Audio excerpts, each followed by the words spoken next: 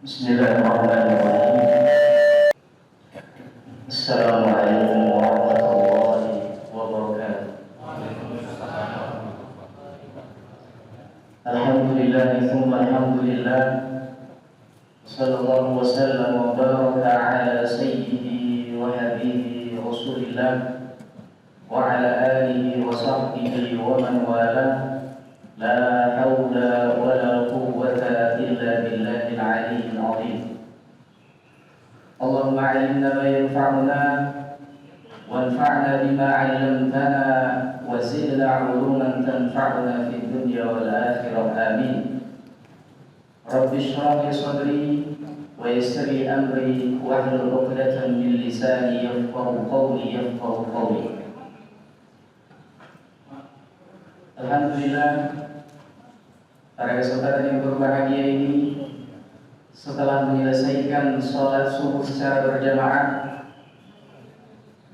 kita masih diberikan Allah Subhanahu wa Ta'ala kesempatan untuk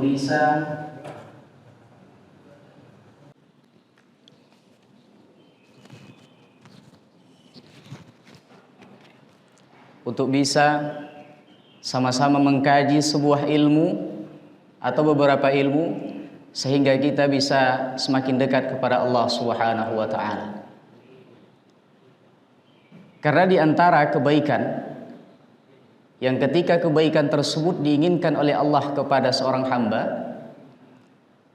itu bertanda bahwasanya Allah Subhanahu wa Ta'ala memberikan jalan kepadanya untuk bisa memahami agama Allah. Dalam sebuah hadis, Allah Subhanahu wa Ta'ala, Rasulullah sallallahu alaihi wasallam sabdakan, "Man yuridillahu bihi khairan yufaqihu fiddin." Barang siapa yang diinginkan kebaikan oleh Allah Subhanahu wa Ta'ala, maka Allah akan pahamkan dia terhadap agamanya.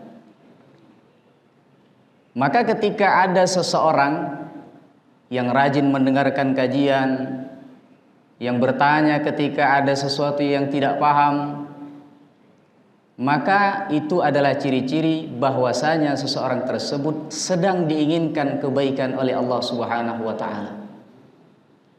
Maka kalau misalkan sudah sampai di sini, yang kita minta kepada Allah Subhanahu wa Ta'ala agar diberikan keistiqomahan dan konsisten.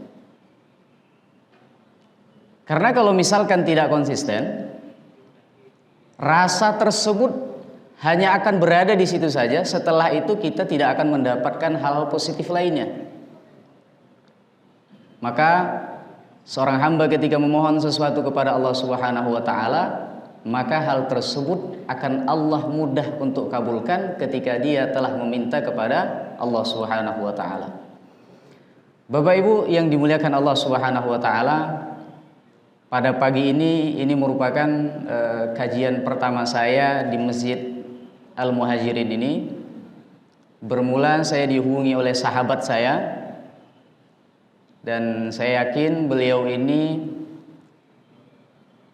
pengisi kajian tetap di sini, Ustadz Arifin Nugroho. Kajian tetap ya, Ustadz Arifin Nugroho. Saya dengar tadi dari Pak Ali ngezoom dari Yordania. Ketika beliau tiba, itu saya di penghujung S3. Ya, beliau masuk untuk S2, saya di penghujung S3, kami satu kampus. Dan ketika saya sidang disertasi, beliau juga hadir. Dan sekarang beliau insya Allah sebentar lagi akan menyelesaikan program S2-nya. Sama-sama kita doakan agar Allah Subhanahu wa Ta'ala memudahkan dan memberkahi semuanya. Bapak-bapak, ibu-ibu yang dimuliakan Allah Subhanahu wa Ta'ala, ada sebuah hadis yang disampaikan oleh Rasulullah sallallahu alaihi wasallam, dan hadis ini bukan hanya saya tuliskan dalam catatan saya, akan tetapi setiap hari saya baca. Terkadang orang ada dia menghafal hadis atau bahkan ayat sekalipun, akan tetapi terkadang maknanya itu tidak hadir ketika dia membutuhkan.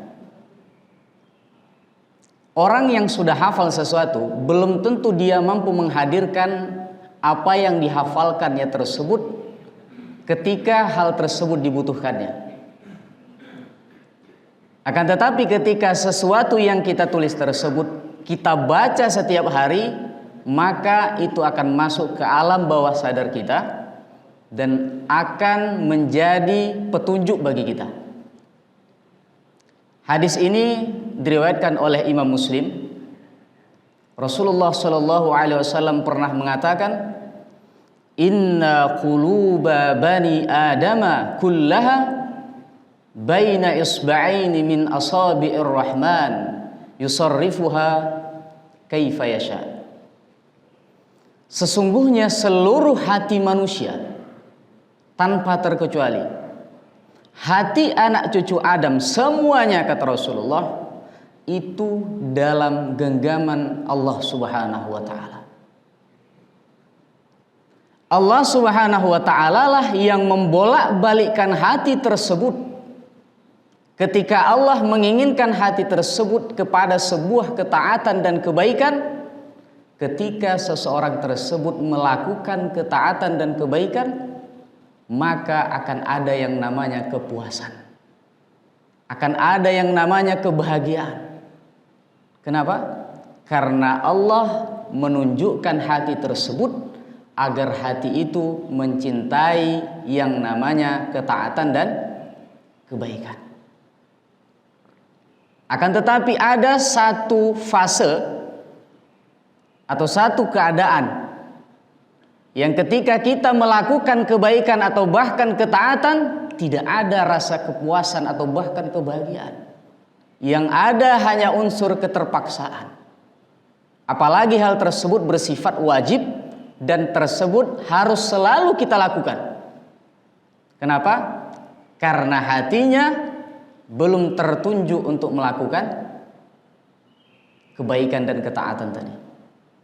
Maka ketika Rasulullah mengatakan seperti itu, seluruh hati manusia itu dalam genggaman Allah Subhanahu wa taala, Allah lah yang menggerakkan hati tersebut, mau dijadikan taat, mau dijadikan setengah taat, tidak taat, itu semuanya terpulang kepada Allah Subhanahu wa taala.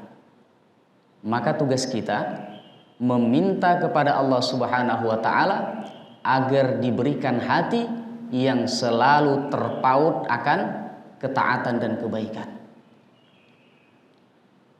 Bapak-bapak, ibu-ibu jamaah salat subuh yang dimuliakan Allah Subhanahu wa taala. Di dalam hadis lain yang diriwayatkan oleh Imam Ibnu Majah dan Imam Ahmad, Rasulullah juga pernah mengatakan, wa innar rajula la yuhramu minar rizqi bidzanbil ladzi yusibuhu. Sesungguhnya seseorang itu akan terhalang dari rezeki disebabkan oleh kemaksiatan yang dia lakukan. Tadi yang pertama kita katakan apa? Semua hati dalam genggaman Allah. Allah lah yang membolakkan hati tersebut. Mau Allah tunjukkan hati tersebut agar taat kepada Allah. Ketika melakukan ketaatan dan kebaikan, ada rasa kepuasan, ada rasa kebahagiaan. Tapi di dalam hadis lain Rasulullah katakan, sesungguhnya seseorang akan terhalang dari rezeki atau berbagai macam rezeki. Sebabnya apa? Karena kemaksiatan yang dia lakukan. Hati kalau misalkan sudah terkotori, kemaksiatan yang dia lakukan atau kesalahan yang dia lakukan tersebut, itulah yang menghalangi diri dia ketika melakukan kebaikan atau ketaatan, tidak ada rasa kepuasan. Karena kemaksiatan tadi terhalang dari berbagai macam rezeki. Rezeki di sini tidak bisa kita pahami hanya sebatas materi saja. Sehat itu rezeki. Teman-teman yang setia dan soleh itu rezeki. Anak yang soleh rezeki. pasangan yang soleh atau yang solehah, rezeki. Allah berikan kita orang-orang yang di sekeliling kita, yang ketika kita mengalami keturunan dalam iman, mereka memberikan pemahaman atau bahkan menaikkan iman kita, itu adalah rezeki. Dan kita akan terhalang dari rezeki tersebut oleh kemaksiatan. Innar rajula la yuhramu minar rizqi bidzanbil ladzi yusibuhu. Tegas Rasulullah katakan, terhalang oleh rezeki dengan berbagai macam jenis rezeki tersebut karena kemaksiatan yang dia lakukan. Ketika kita sudah tahu kalau seandainya ada yang menghalangi kita dari rezeki yang Allah berikan, yang Allah siapkan untuk kita, maka tugas kita adalah membersihkan yang menjadi penghalang tersebut. Dengan apa? Dengan memohon ampun kepada Allah Subhanahu wa taala. Kita bersihkan penghalang tadi, karena tidak ada orang yang tidak melakukan kemaksiatan, yang tidak melakukan kesalahan. Dan ternyata, dan kita yakinkan dan sering saya tekankan kepada teman-teman saya atau bahkan jemaah, kita ini punya Tuhan atau punya Allah sangat amat begitu keren, amat luar biasa. Allah itu mencintai kita, lebih besar cinta Allah kepada kita ketimbang cinta orang tua kita kepada kita. Allah itu lebih besar cintanya kepada kita, bahkan melebihi cinta kita kepada diri kita sendiri. Dan itu dibuktikan oleh Rasulullah dengan hadis Rasulullah, yang mana hadis ini diriwayatkan oleh Imam Bukhari. Rasulullah pernah katakan, di antara bentuk rasa cinta Allah kepada kita, Innallaha ta'ala basata yadahu fil laili liyatuba musii'un nahari. Sesungguhnya Allah Subhanahu wa taala membentangkan tangannya di siang hari agar orang-orang yang melakukan kesalahan dan kemaksiatan di malam hari meminta ampun kepada Allah dan bertaubat kepada Allah. Wa basata yadahu fil laili liyatuba musii'un nahari. Bukan hanya di siang hari Allah membentangkan tangannya agar orang-orang yang melakukan kesalahan di malam hari meminta ampun. Allah juga membentangkan tangannya di malam hari agar orang-orang yang melakukan kesalahan di siang hari juga bertaubat kepada Allah. Sampai kapan? Rasulullah katakan, sampai matahari terbit dari barat. Allah itu ketika membentangkan tangannya bukan hanya di siang hari, akan tetapi di malam hari. Di setiap waktu Allah itu siap menerima taubat hamba. Membentangkan tangan, seolah-olah ketika ada orang datang kepada kita, kita harapkan kedatangannya. Ketika dia datang, kita bentangkan tangan kita, rasa bahwasanya kita sangat mengharapkan kehadirannya, mengharapkan kedatangan. Itulah Allah Subhanahu wa taala. Bahkan di dalam hadis lain Rasulullah juga katakan, Rasulullah itu ketika menanyakan kepada para sahabat, Rasulullah katakan seperti ini, apakah di antara kalian kalau seandainya ada barangnya yang sangat dia cintai, yang sangat dia kasihi, tiba-tiba sesuatu atau barang tersebut hilang. Setelah beberapa lama hilang, tiba-tiba barang tersebut ditemukan. Bagaimana perasaan kalian, kata Rasulullah kepada para sahabat? Kata para sahabat, kami sangat senang. Rasulullah katakan, sesungguhnya Allah Subhanahu wa taala jauh lebih senang, amat begitu senang ketika ada hambanya yang datang kepadanya meminta ampun kepadanya, melebihi senang kalian terhadap barang atau sesuatu yang kalian cintai telah lama hilang kemudian kalian dapatkan. Itulah Allah Subhanahu wa ta'ala.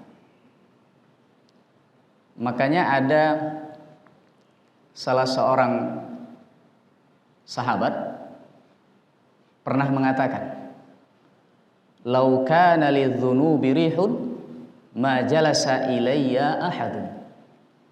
Kalau seandainya setiap dosa yang dilakukan oleh seorang hamba itu menimbulkan bau, setiap dosa yang kita lakukan timbul bau, kata sahabat Rasulullah tersebut, niscaya satu pun di antara kalian tidak akan ada yang ingin duduk di dekatku, saking bau tadi. Tapi karena Allah Subhanahu wa ta'ala paham akan keadaan kita, paham akan kelemahan kita, Allah tidak buat seperti itu. Allah tidak buat seperti itu. Bahkan di dalam hadis qudsi Allah Subhanahu wa ta'ala katakan, "Wahai hambaku," kata Allah, "wahai anak Adam, seandainya kalian itu melakukan kesalahan dan kesalahan kalian itu memenuhi langit dan bumi saking banyaknya, kemudian kalian datang kepadaku, niscaya aku akan ampunkan dosa tersebut dan aku tak peduli. Ghafartu laka wala ubali." Saya ampunkan, kata Allah, saya tidak peduli seberapa banyaknya, seberapa besarnya, seberapa dahsyatnya. Allah Subhanahu wa ta'ala tidak peduli. Maka yang harus kita lakukan adalah bukan hanya meminta maaf kepada Allah ketika kita sadar kita melakukan kesalahan, akan tetapi setiap hari Rasulullah ajarkan kepada kita agar beristighfar. Orang kalau misalkan melakukan kesalahan, kemudian dia meminta ampun kepada Allah, wajar tidak? Wajar. Artinya, ampunan dan istighfar tersebut dilakukan setelah melakukan kesalahan. Tapi setelah kita sholat, kenapa Rasulullah ajarkan kepada kita untuk beristighfar kepada Allah? Padahal sholat tersebut bukan kemaksiatan. Sholat itu adalah ketaatan. Sholat itu adalah kebaikan. Tapi ketika kita melakukan sholat, setelah kita sholat, disunnahkan untuk beristighfar kepada Allah Subhanahu wa ta'ala. Kenapa? Karena mungkin saja di sholat kita itu kurang sempurna rukunnya, kurang sempurna syaratnya, kurang sempurna sunnahnya. Maka ketika kita salam, kita minta ampun kepada Allah agar Allah sempurnakan. Agar Allah sempurnakan. Dan Allah itu ketika saya itu ada hobi ya, di antara kitab-kitab hadis, saya pilih hadis-hadis yang ketika hadis tersebut dibaca itu menimbulkan rasa atau bahkan menjadikan iman kita pelan-pelan naik. Kadang-kadang kita ada baca hadis kan, atau bahkan kita membaca kutipan para ulama, ketika kita membaca tersebut ada seperti kesadaran dalam diri kita. Tapi terkadang ketika hal tersebut hadis atau kutipan dari perkataan para ulama, kalau kita tidak tulis, kalau kita tidak tulis dalam HP misalkan atau dalam catatan, itu akan lupa begitu saja. Seperti misalkan orang yang khutbah Jumat itu sering terjadi di antara kita. Ketika misalkan ada khutbah yang sangat amat luar biasa atau bahkan kita meneteskan air mata ketika mendengarkan khutbah tersebut. Tapi setelah langkah kaki kita sampai ke depan pintu rumah kita, lupa kita. Maka yang harus dilakukan bukan hanya dari kita sebenarnya, akan tetapi kajian tersebut meskipun dalam tema yang sama, pembahasan yang berbeda, itu dianjurkan. Bukan maksudnya kita membahas itu saja, yang dibahas masalah ini, masalah itu saja. Tapi maksud dari itu semua, agar kita selalu diingatkan.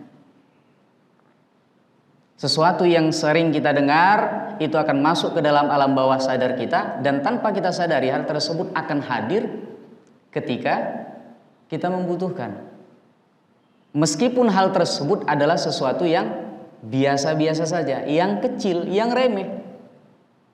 Karena Abdullah ibn Mubarak pernah mengatakan, rubba amalin saghirin tukabbiruhun niyyah.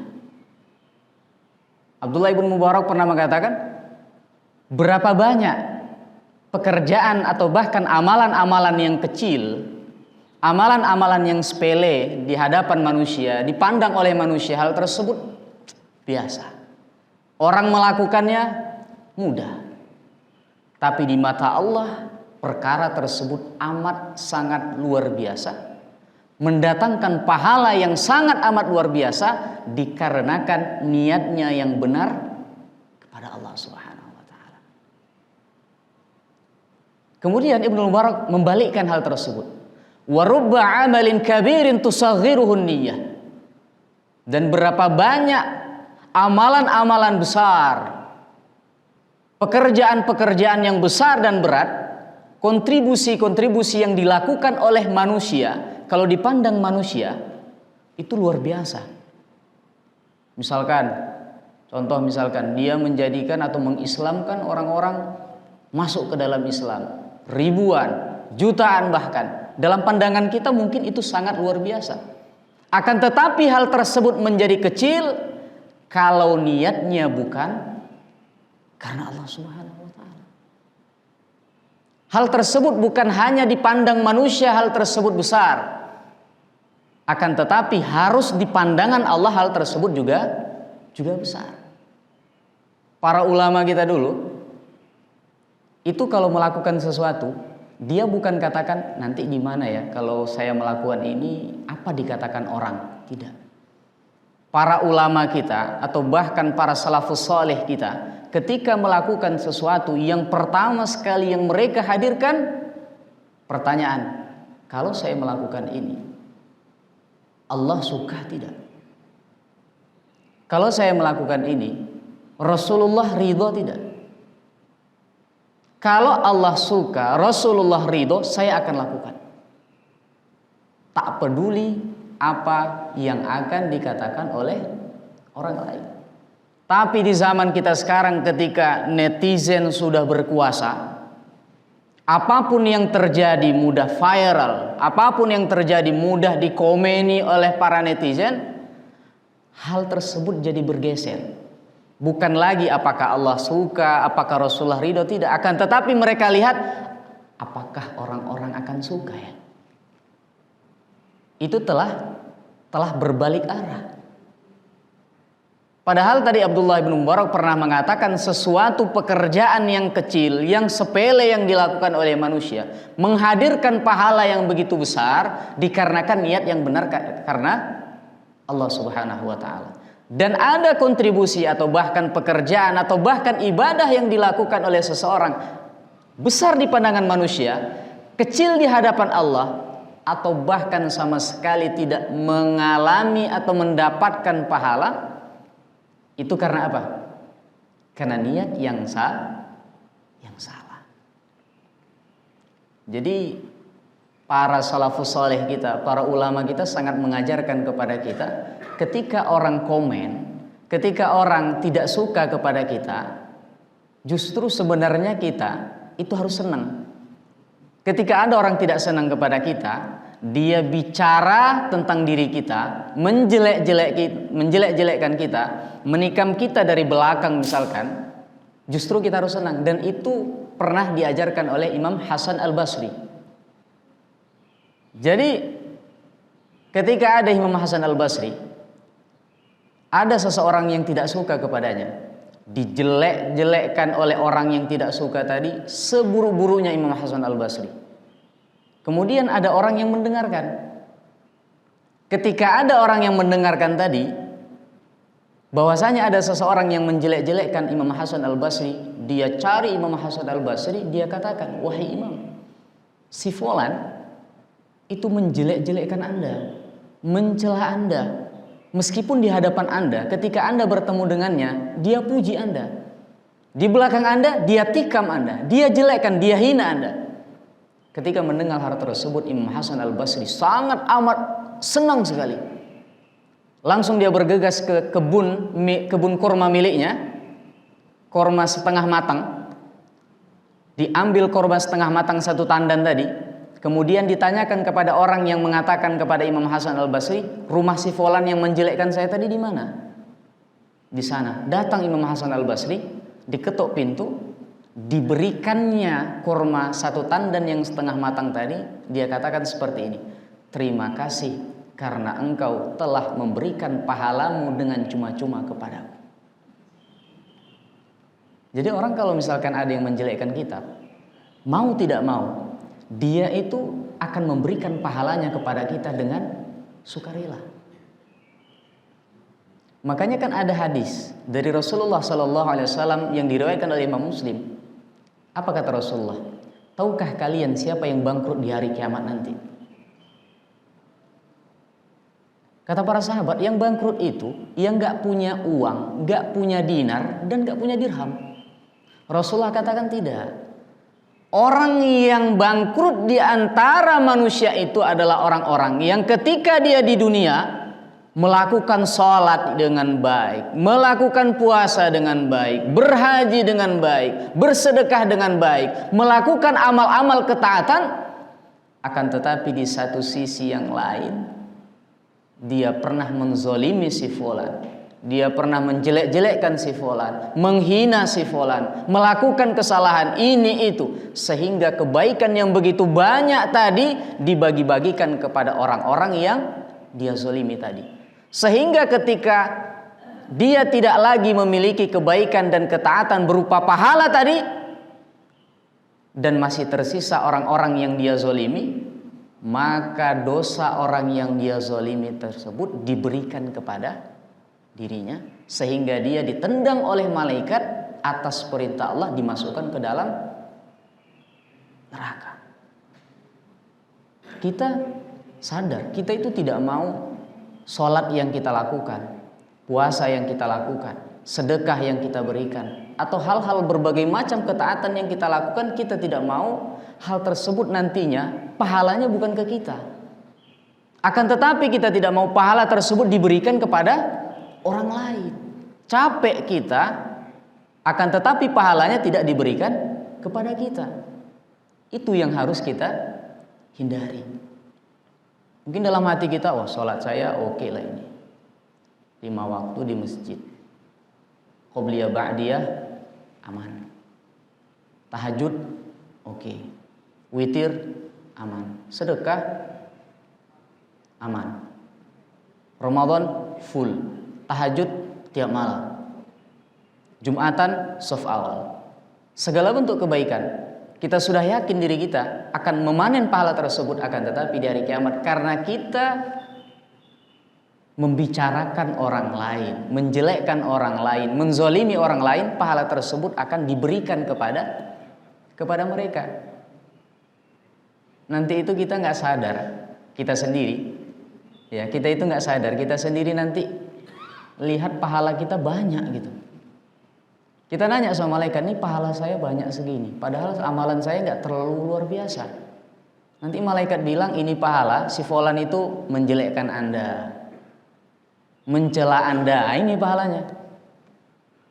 Maka ketika kita tahu, kita berharap mudah ketika kita di dunia semua orang aja jelekkan kita, biar pahala mereka ditransfer kepada kita.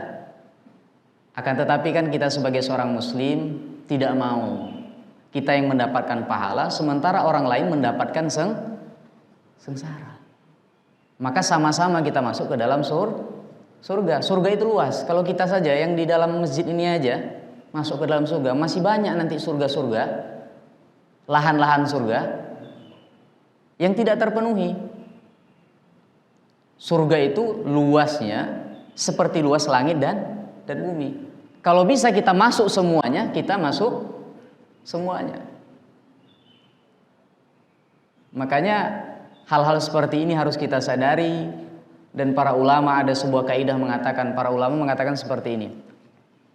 An-nasu niyamun wa idza matu intabahu. Manusia di dunia ini kebanyakan seperti orang yang tertidur. Seperti orang yang tertidur. Tak sadar mereka itu akan wafat. wafatnya mereka itu tidak permisi terlebih dahulu. Dikatakan para ulama, manusia itu kebanyakan seperti orang tertidur. Ketika mereka wafat, disitulah mereka terbangun. Tidak ada guna. Artinya apa? Banyak dari manusia tersebut lalai. Ada unsur nantilah saya lakukan. Kebaikan ada di depan mata, nanti sajalah. Ketika ada misalkan kebaikan dihadapkan Allah, diberikan Allah tanda-tanda agar kita mendekat kepada kebaikan tersebut, karena ada sifat menunda, maka kita tunda. Tunda-tunda tersebutlah yang menjadikan kita, tanpa kita sadari, kita semakin dekat kepada kematian kita. Maka seorang muslim itu harus menyegerakan diri mereka untuk melakukan ketaatan meskipun capek, meskipun letih. Letih dan capek tersebut akan hilang, sementara pahala dan ketaatan tersebut akan tertulis. Sementara kalau kita lakukan kemaksiatan dan kesalahan, kenikmatannya akan hilang, dosanya akan tetap. Kita mau pilih yang mana? Semua pilihan ada di hadapan kita. Bapak-bapak, ibu-ibu yang dimuliakan Allah Subhanahu wa taala, ada beberapa faktor ya agar kita bisa mendekat kepada apa yang Allah inginkan dan kita menjadi hamba Allah. Ketika melakukan sesuatu maka akan timbul seperti yang kita jelaskan di awal tadi, akan timbul rasa kepuasan dan kebahagiaan ketika kita melakukan ketaatan tadi. Salah satu faktornya selain hati adalah ketika Allah cinta. Ada orang mengaku mencintai Allah, tapi pertanyaan selanjutnya, apakah Allah mencintainya? Ngaku-ngaku itu mudah, diakui itu yang susah. Kita mengaku menjadi orang beriman, kita mengaku menjadi orang yang cinta kepada Allah. Apakah Allah mengakui kita sebagai orang beriman, mengakui kita sebagai orang yang dicintai oleh Allah Subhanahu wa taala? Ada beberapa faktor ketika orang tersebut dicintai oleh Allah Subhanahu wa taala. Yang pertama, ketika seseorang dicintai oleh Allah Subhanahu wa taala, nanti terakhir akan kita tanyakan apakah siap. Ya. Pertama, ketika seorang hamba atau sebuah komunitas dicintai oleh Allah Subhanahu wa taala, Allah akan uji mereka. Allah akan uji. Innallaha ta'ala, kata Rasulullah, idza ahabba qauman ibtalahum.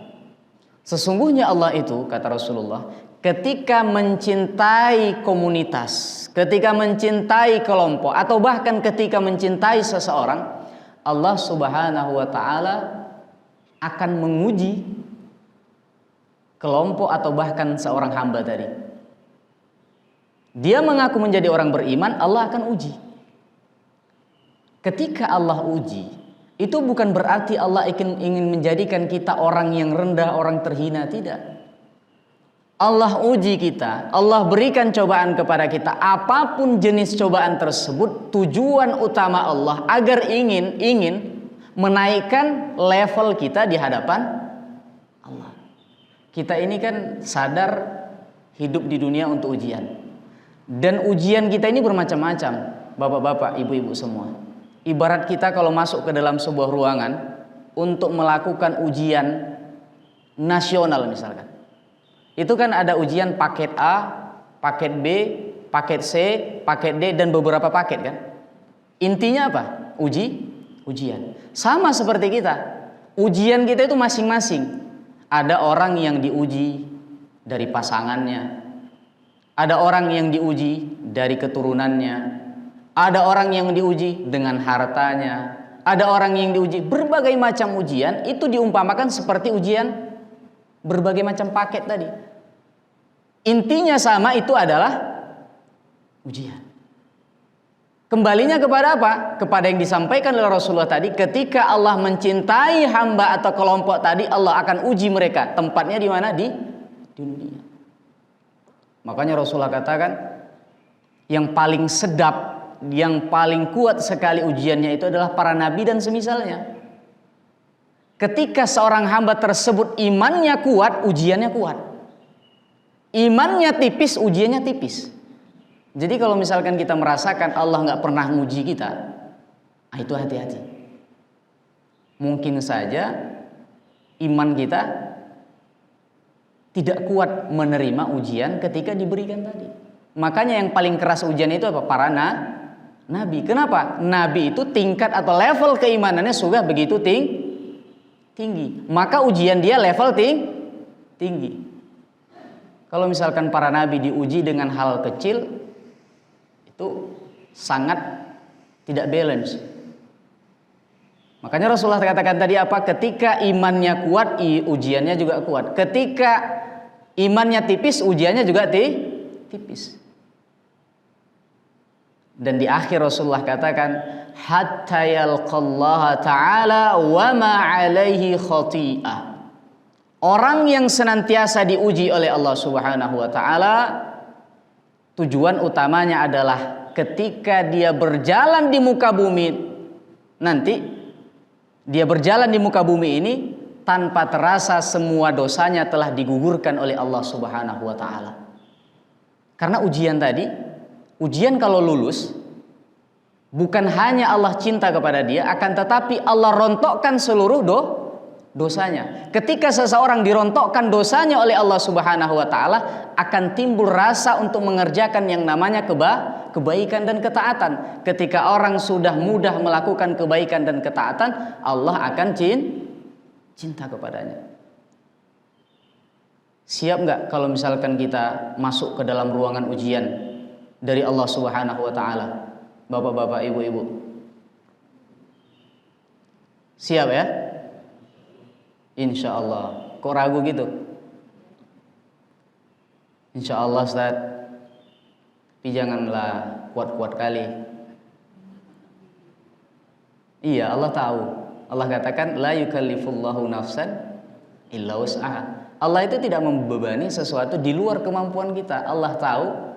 Allah akan berikan sesuai kadar kekuatan kita. Bahkan ada sebuah riwayat, ya, sebuah riwayat mengatakan, kita yakin Allah Subhanahu wa taala itu tahu semua tentang kita, tahu kemampuan kita. Bahkan riwayat ini mengatakan, sesungguhnya, riwayat ini terkait dengan hadis qudsi, sesungguhnya ada di antara hambaku, kata Allah, yang dia itu tidak cocok untuk menjadi orang yang sehat, maka Allah sakitkan dia. Kalau seandainya Allah beri dia kesehatan, itu akan merusak keimanannya. Dan ada di antara hambaku, kata Allah, dia tidak cocok untuk menjadi orang sakit. Allah beri dia kesehatan. Kalau Allah jadikan dia orang sakit, itu akan merusak keimanannya. Bahkan Allah katakan dalam hadis qudsi tersebut, dan bahkan di antara hambaku ada yang tidak cocok untuk menjadi orang miskin. Allah kayakan dia. Kalau Allah jadikan dia miskin, itu akan merusak imannya. Dan di antara hambaku ada orang yang tidak cocok untuk menjadi orang kaya. Allah miskinkan dia. Soalnya kalau seandainya dia kaya nanti, itu akan merusak imannya.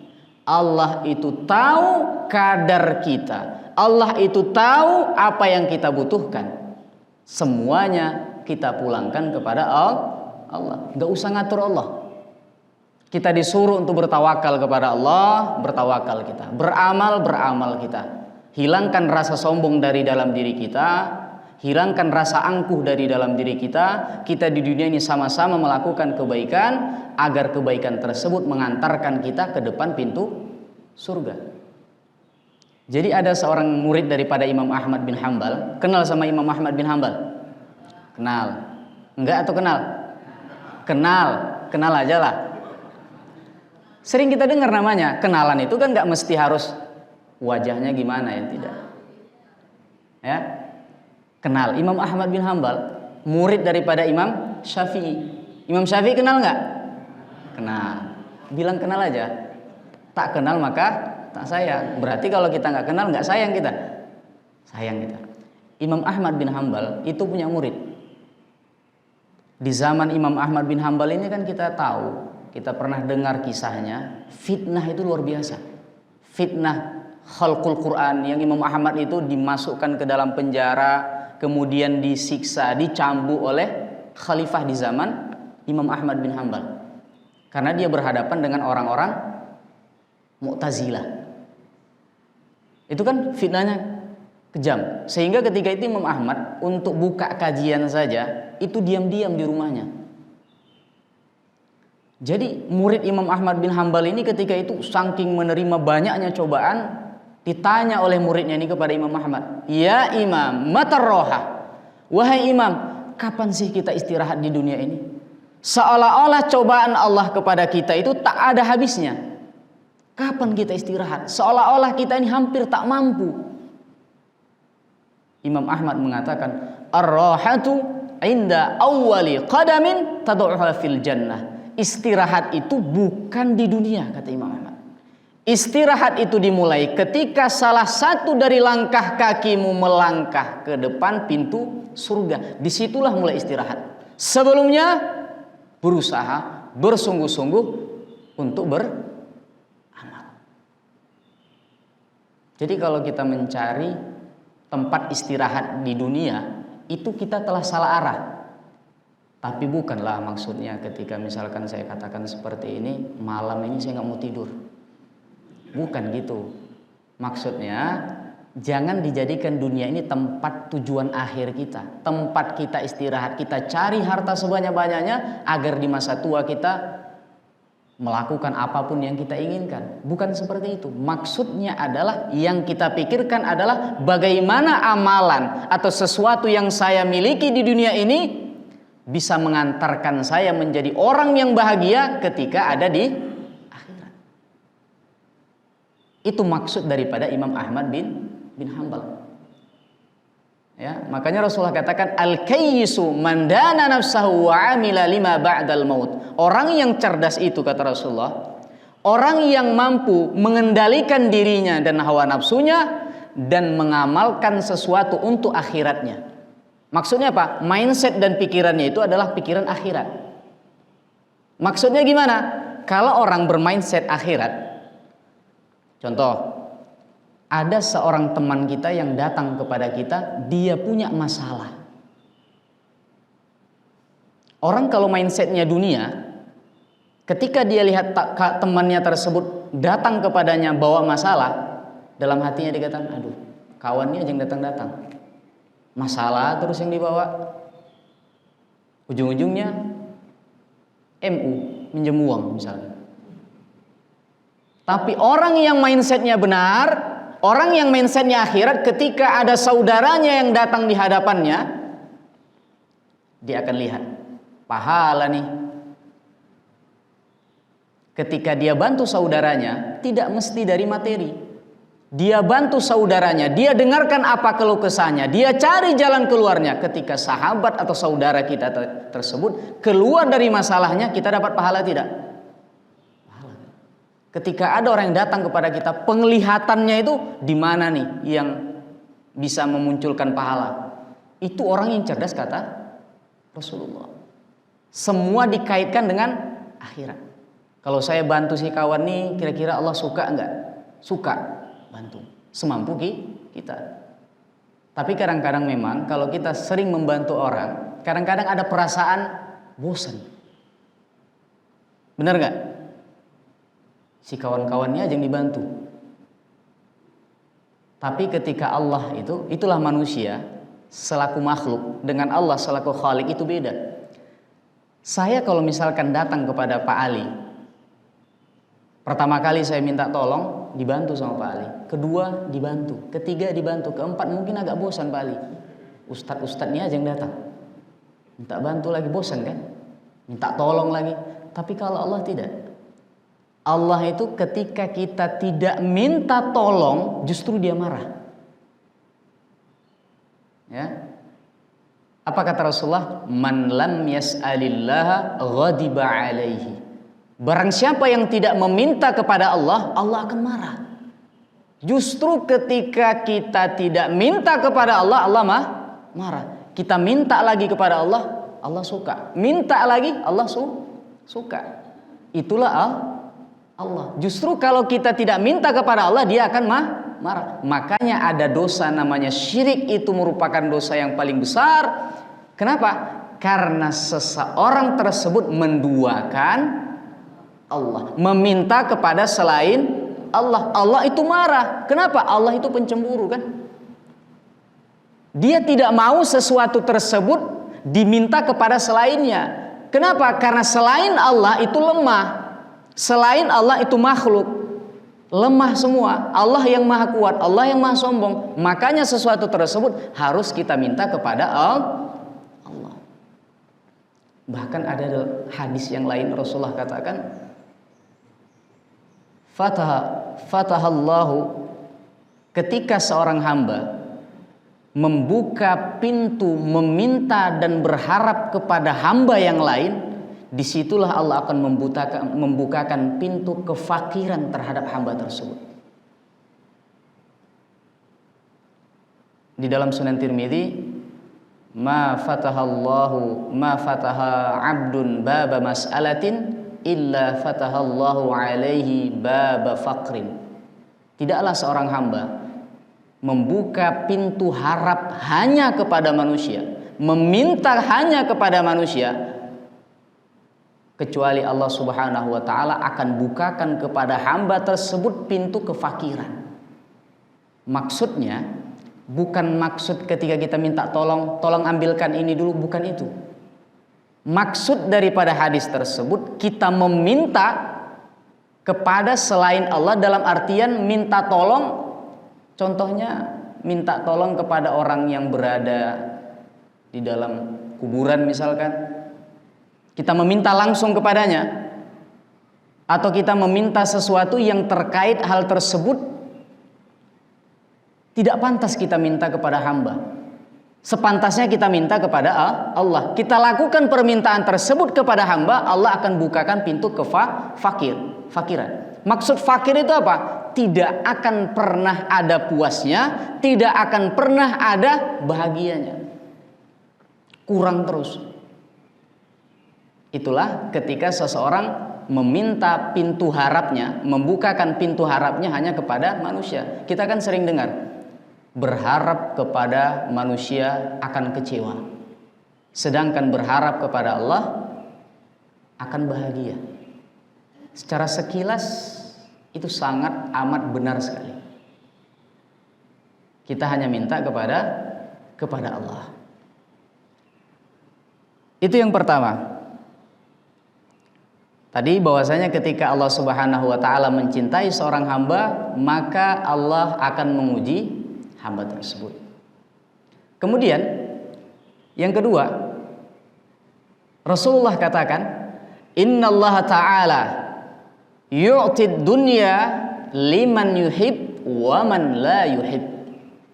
Allah itu, sesungguhnya Allah Subhanahu wa taala memberikan dunia dan seisinya kepada orang yang Allah cintai dan sukai. Bukan hanya kepada orang yang Allah cintai dan sukai, yang Allah benci tak sukai juga Allah berikan.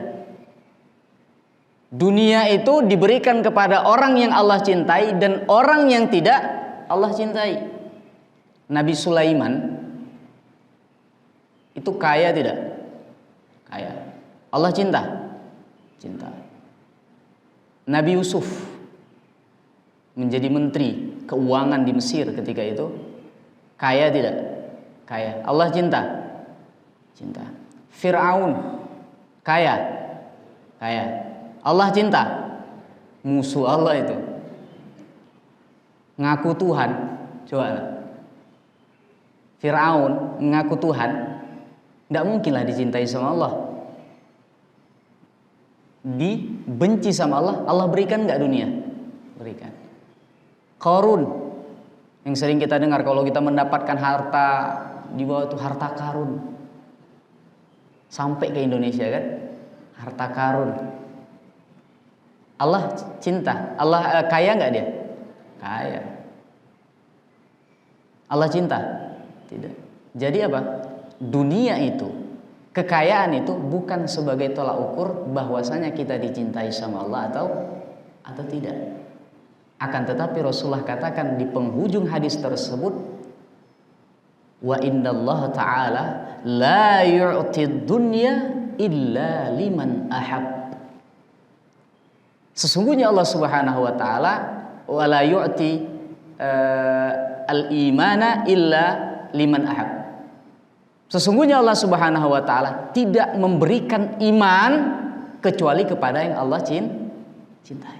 Dunia tadi kepada orang yang Allah benci Allah kasih. Kepada orang yang Allah cintai Allah kasih. Tapi iman khusus bagi orang yang Allah cintai.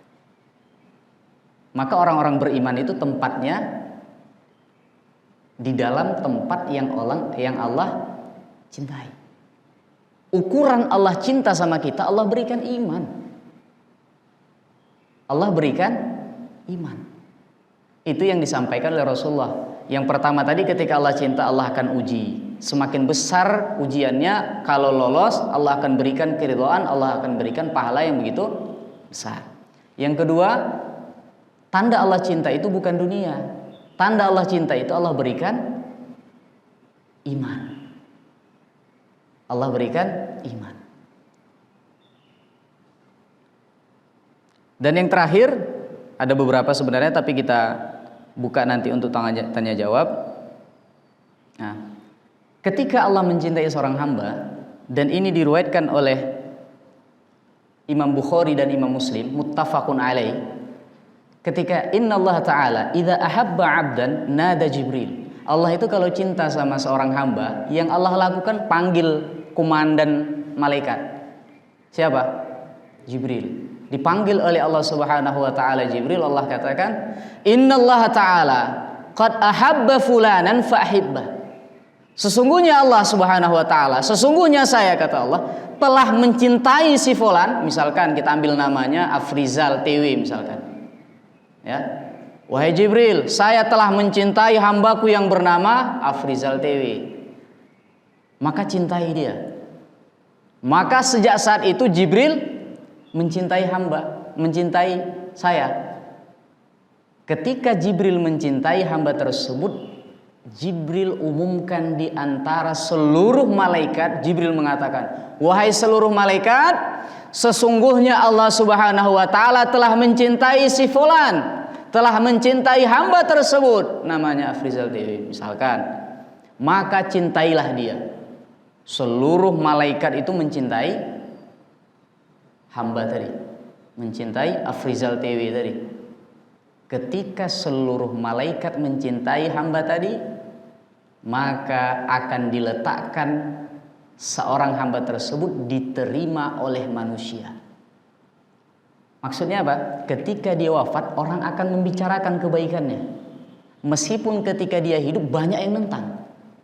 Ketika dia wafat, orang akan menyebutkan kebaikannya, atau bahkan ketika misalkan itu dia menulis sebuah buku-buku tersebut dikaji, atau mungkin dia memberikan wakaf-wakaf tersebut dirawat dan lain sebagainya. Itu artinya seorang hamba tersebut telah diterima bukan hanya penduduk langit, akan tetapi penduduk bumi. Itu kalau misalkan Allah cinta. Maka yang kita harapkan adalah Allah Subhanahu wa taala, yang pertama Allah berikan kepada kita hati yang mana dengan hati tersebut kita mampu melakukan ketaatan dan kebaikan, sehingga ketika kita melakukan kebaikan dan ketaatan ada rasa kepuasan, candu kita kepada kebaikan dan ketaatan. Kemudian yang kedua, agar Allah menghindarkan kita dari yang namanya penghalang dari berbagai macam rezeki. Itu apa? Kemaksiatan. Dan ada faktor yang menjadikan orang-orang tersebut dicintai oleh Allah. Ketika Allah cinta, Allah uji. Kita minta kepada Allah agar kita disiapkan kalau memang ada ujian tersebut. Yang kedua, ketika Allah cinta, apa tadi yang kedua?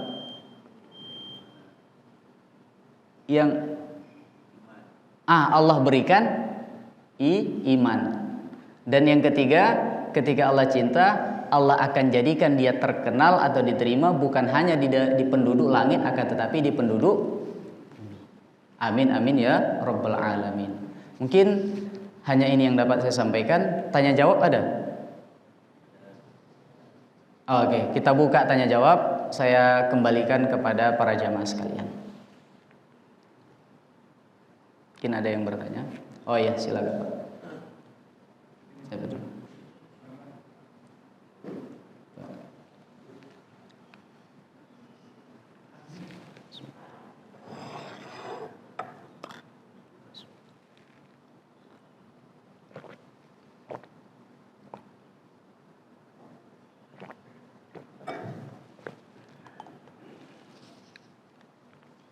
Terima kasih Ustaz. Assalamualaikum warahmatullahi wabarakatuh. Waalaikumsalam warahmatullahi wabarakatuh.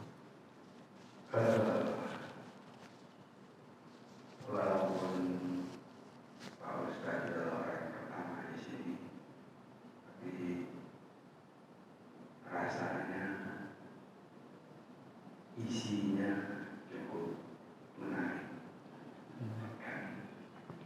Nah, di situ sih timbul pertanyaan dari saya yang mengenai kecintaan tadi. Ya. Saya tidak hafal hadis Al-Qur'annya, tapi saya ingat terjemahannya di surat Al-Isra ayat 26 dan 29 bahwa kita dihimbau oleh Allah atau diperintahkan oleh Allah untuk melaksanakan sholat dan berzakat. Nah, saya garis bawahi adalah zakat atau amalan sedekah. Nah, di situ dihimbau bahwa kita dihimbau untuk bersedekah banyak, tapi tidak jadi boros, karena nanti kita akan menyesal. Al-Isra ayat 26 dan 29. Nah, saya membaca atau mendapati berita atau ya katakanlah membaca itu bahwa Khadijah istri Nabi pada saat dia akan meninggal, dia itu sangat dalam kondisi miskin. Bajunya saja itu yang dipakainya ada tambalan 83 tambahan, dan dia sudah bilang kepada anaknya Fatimah, belum mintakan sorban ayahmu untuk membalut kafan, untuk kain kafannya itu. Nah, artinya ada suatu menimbulkan pertanyaan buat saya. Allah sudah memerintahkan atau menghimbau atau menyarankan kepada kita, terutama kepada Rasulullah, apalagi itu surat Al-Isra, untuk kita itu berzakat dan beramal itu, tetapi jangan boros, karena akan nah, ya, jadi pertanyaannya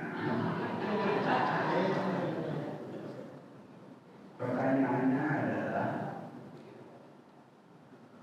nah, kenapa kok istri Rasul atau Rasul sendiri itu tidak, ya apa ya, tidak konsisten dengan ayat. tersebut. Oh iya. Ya. Ya. Terima kasih. Ya. Dan mohon maaf kepada kawan-kawan lain. Terima kasih. Ya. Wassalamualaikum warahmatullahi wabarakatuh. Waalaikumsalam warahmatullahi wabarakatuh. Oke. Izin jawab langsung. Jadi kita sadar bahwasanya yang pertama sekali yang paling kuat untuk mengamalkan Al-Quran itu pertama Rasulullah, dan yang kedua adalah para sahabat. Kalau misalkan di dalam sebuah ayat ada sesuatu yang kalau misalkan kita perhatikan secara literal, secara zahir itu bertentangan, itu sebenarnya bukan pertentangan. Oke, maksudnya adalah para sahabat itu kalau misalkan kita lihat di antara mereka ada yang kaya, amat sangat kaya. Ada juga yang miskin. Bahkan yang kaya tersebut diantaranya contoh seperti Abu Bakar, ketika dia bersedekah itu tak tanggung-tanggung kan. Utsman juga. Umar mau ngikut tapi tak mampu. Ada makom-makomnya. Tapi ketika misalkan kita lihat wala tusrifu, janganlah kalian berlebih-lebihan kan. Di situ bukan maksudnya berlebih-lebihan. Orang kalau misalkan sudah dekat sama Allah, harta itu tidak dilihat sama dia. Artinya kebahagiaannya bukan di harta. Kalau dia melihat. Dan yang paling penting di zaman Rasulullah tersebut, jihad harta itu sangat utama. Cobalah perhatikan ketika para Rasulullah dan para sahabat itu diboikot. Bukan hanya yang menjadi makanan mereka itu adalah roti, tapi daun pun mereka makan. Pada saat tersebut jihad harta sangat dibutuhkan. Ketika jihad harta tersebut mereka berikan kepada Allah, karena memang pada saat tersebut sangat amat dibutuhkan, mereka berikan apapun yang mereka punya. Ketika mereka tidak punya, tapi itu dalam penglihatan kita, bukan mereka itu tak bahagia. Kira-kira paham gak Pak? Ketika mereka sudah memberikan, pandangan kita kayaknya mereka ini tak bahagia. Berlebih-lebihan sekali mereka. Bukan, itulah cara mereka untuk bisa meraih ridho Allah. Para sahabat kita ketika mereka, sering kita dengar ketika siapa itu Utsman bin Affan, ketika Abdurrahman bin Auf, salah seorang saudagar dari kalangan sahabat yang paling kaya, ketika misalkan membawa kafilahnya dengan ratusan ekor unta, ketika dia tahu pada saat tersebut ingin berperang dan para sahabat membutuhkan kuda-kuda, membutuhkan perbekalan, dia sedekahkan semua kafilahnya tadi. Kenapa? Karena pada saat tersebut sangat amat dibutuhkan. Di situ bukan dimaknai bahwasanya itu berlebihan, tidak. Yang dikatakan berlebihan itu adalah sesuatu yang kalau diberikan itu akan menimbulkan kesengsaraan kepada orang di sekitar kita, sedangkan orang di sekitar kita itu belum siap secara mental. Kalau tadi Bunda Khadijah kan suaminya Nabi kan, ketika dia infakkan semua hartanya sudah barang tentu siap, anaknya siap. Sementara kalau misalkan kita infakkan semua, sementara anak-anak kita belum siap untuk itu. Yang ada nanti apa? Dia akan menjadi orang-orang yang meminta-minta kepada orang lain. Justru itu akan menjadikan iman dia semakin buruk. Dilihat kesiapan Pak. Kalau memang keluarga kita yang terkait dengan harta tersebut sudah siap, ya silahkan saja. Melihat kondisi juga Pak. Lebih kurang seperti itu. Melihat kondisi. Bukan maksudnya Bunda Khadijah itu seperti seolah bertentangan, tidak. Itu jauh sekali. Kalau misalkan secara zahirnya memang seperti bertentangan. Akan tetapi itulah sebagai bukti mereka itu konsisten terhadap ayat-ayat yang Allah sampaikan. Makanya kalau para sahabat itu ketika mengamalkan Al-Quran 10 ayat, mereka tidak akan nambah hafalannya sebelum semua ayat tersebut diamalkan. Lebih kurang seperti itu. Mungkin ada yang lain? Oh iya, silakan.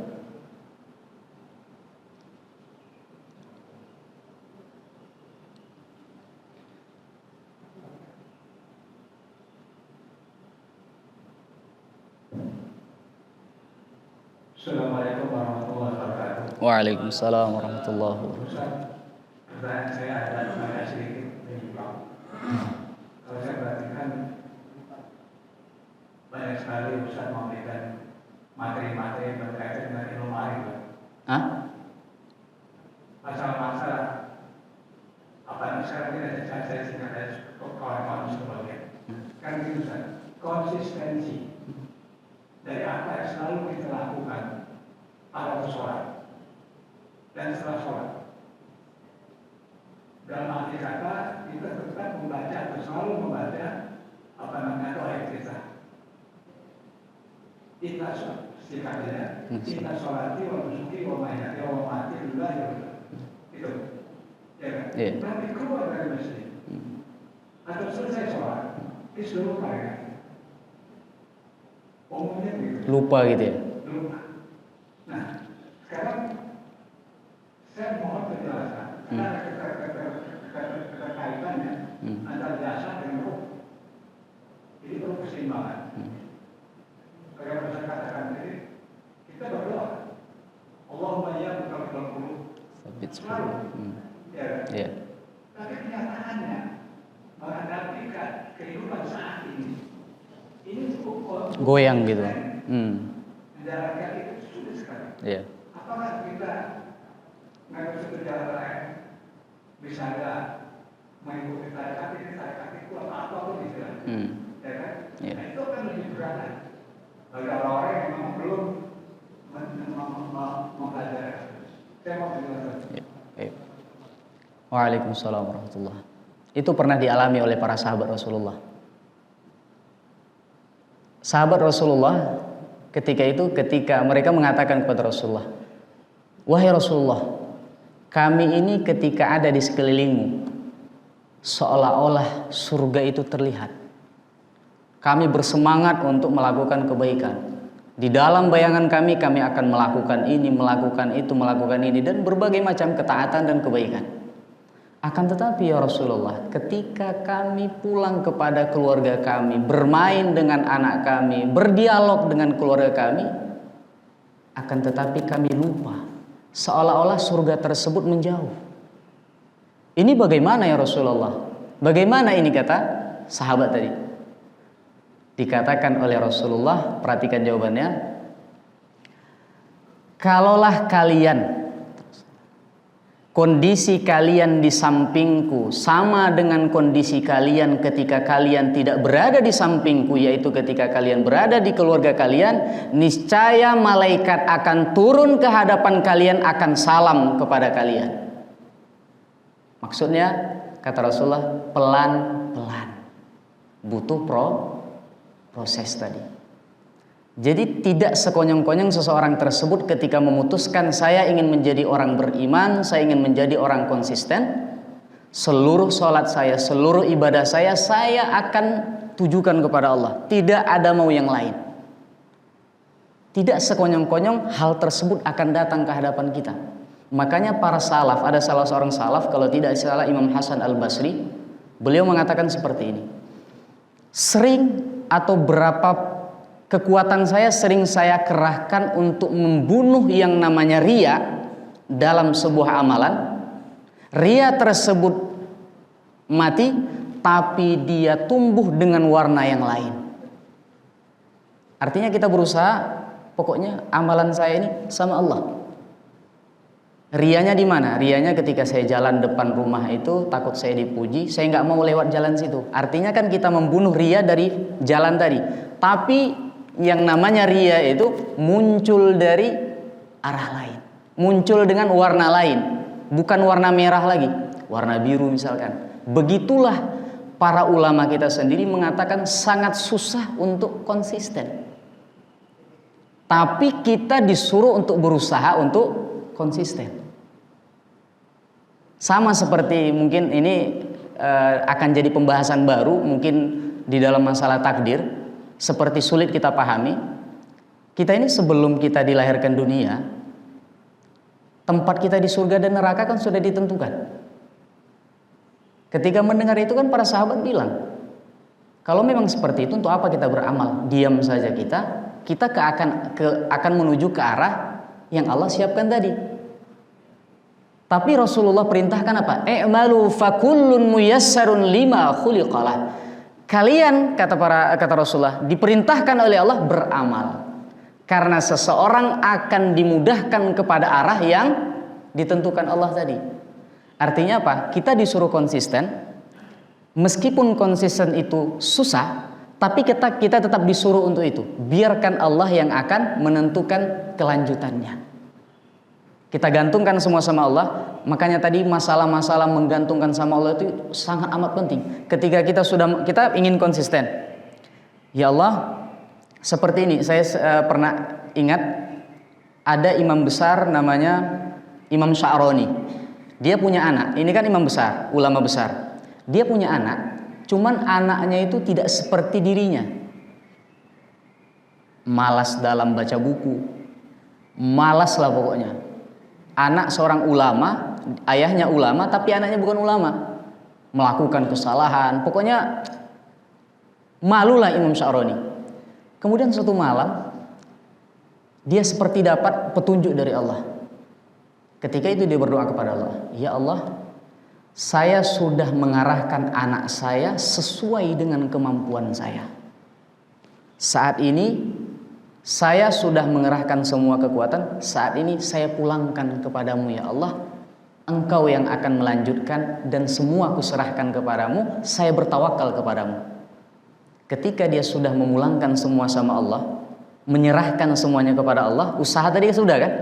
Dia serahkan anaknya tadi kepada Allah. Malam itu juga anaknya rajin baca buku.